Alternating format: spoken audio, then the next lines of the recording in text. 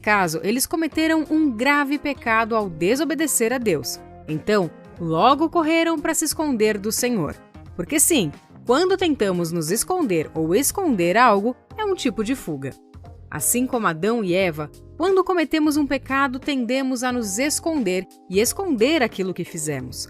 Quando eu era criança e quebrava algo em casa ou fazia alguma outra arte, eu tentava esconder aquilo da minha mãe, como se fosse possível, não é? De Deus, então, mais impossível ainda. Mas mesmo sabendo disso, essa reação é muito comum. Além disso, sempre tentamos ocultar nossos erros e nossas fraquezas das outras pessoas. Escondemos o nosso pior lado. Mas a verdade sempre vai aparecer. Alguns casos podem até demorar um pouco mais. E é por isso que dizem que a mentira tem perna curta. Normalmente ela é descoberta, pois não consegue correr tão rápido e é pega. Adão e Eva pecaram e tiveram uma tentativa frustrada de se esconderem entre as árvores do jardim. Deus ainda perguntou onde estavam e Adão disse: "Estamos escondidos", além de terem escondido suas partes íntimas com vergonha. Continuamos assim até hoje, não é mesmo? Pecamos, nos escondemos de Deus e ainda tentamos esconder nossos erros e vergonhas. Mas a verdade é que é impossível nos esconder ou fugir de Deus. Ele tudo vê. Em Salmos 139, 7 e 8 diz: "Para onde poderia eu escapar do teu espírito? Para onde poderia fugir da tua presença? Se eu subir aos céus, lá estás. Se eu fizer a minha cama na sepultura, também lá estás." Agar foi uma mulher que fugiu, não do Senhor necessariamente. Ela fugiu de Sara, que foi muito severa e a maltratou demais. Tudo bem que Agar não fez o que era certo ao desprezar a sua senhora.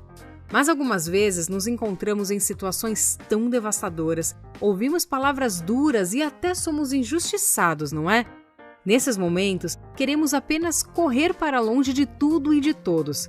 Agar fez isso, mas o anjo do Senhor a encontrou no deserto. Sim, no deserto. O anjo pediu para que ela voltasse para a casa de Sara e ainda lhe fez uma promessa a respeito do seu filho. Deus não nos quer fugitivos. Ele quer que a gente amadureça e aprenda a encarar os nossos problemas de frente e resolvê-los. Também podemos falar de Jacó. Depois de ter enganado seu pai, Esaú descobriu e ficou muito furioso. Então, Jacó precisou fugir. Mas não ficou por isso. Um tempo depois, ele teve um encontro com seu irmão que chegou a ser emocionante. Jacó desconfiado e com medo, e Esaú apenas com saudade. Eles fizeram as pazes e Esaú o perdoou. Olha só como é bom resolver os problemas, perdoar e ser perdoado. Se você tem alguma situação mal resolvida em sua vida, volte lá, esclareça as coisas e tenha paz em seu coração. Outra pessoa que fugiu foi Jonas. Algumas vezes, Deus nos pede para fazer algo que não queremos, não é mesmo? Foi assim com este homem. Ele não queria pregar e ter misericórdia das pessoas que fizeram tanto mal ao povo de Deus. Às vezes, não entendemos tamanha bondade e misericórdia de Deus ou até mesmo seus planos. E então, queremos fugir. Jonas correu para um navio que estava indo sentido contrário de onde ele deveria ir pregar. Se não bastasse fugir, ele se escondeu no porão daquela embarcação. Mas quer saber? Deus também o viu ali. E Deus te vê onde você está. Jonas teve que ficar 3 dias no ventre de um grande peixe para entender que precisava cumprir o seu chamado. Aquele peixe o levou de graça para o lugar que ele deveria estar. Se você está assistindo esse vídeo e tem um chamado de Deus, prepare-se para cumpri-lo. Deus te deu talentos, Deus te deu dons e te escolheu para algo. Não adianta fingir que não é com você. Se Ele te chamou para pregar, pregue. Se Ele te chamou para orar por enfermos, ore. Se foi para ensinar, ensine. Não faça outra coisa. Não tenha medo. Talvez você não se ache capaz. Mas fique tranquilo, não somos mesmo. Mas o Senhor é poderoso para te capacitar. Estude, ore, busque se aperfeiçoar e se preparar, mas não espere ser perfeito, pois isso nunca vai acontecer. Apenas se lance nas mãos do Senhor e deixe Ele te usar com o seu pouco. Ele há de multiplicar. Lembra do menino com 5 pães e 2 peixinhos? Então, ele poderia ter pensado que não era nada e ter escondido ou fugido com aquele alimento. mas ele entregou o que tinha e o milagre aconteceu. Aleluia! Elias também foi levado por situações difíceis e fugiu para uma caverna.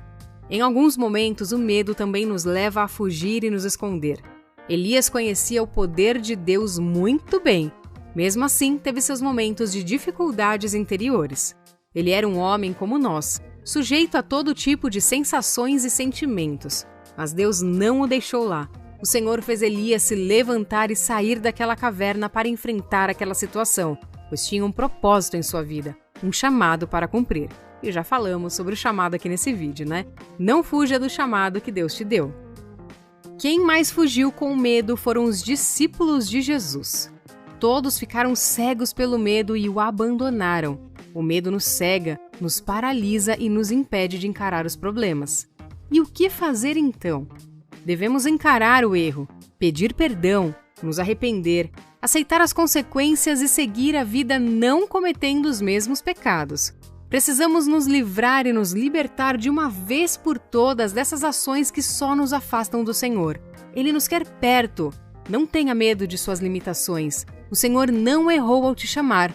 Pare de fugir de Deus. Se for para fugir, fuja do pecado, como fez José, sem olhar para trás, deixando até mesmo seu manto nas mãos daquela mulher. Esse sim é o momento certo para fugir. A palavra diz que José evitava ficar perto da mulher de Potifar. Quando você estiver se sentindo tentado a pecar, não pense duas vezes.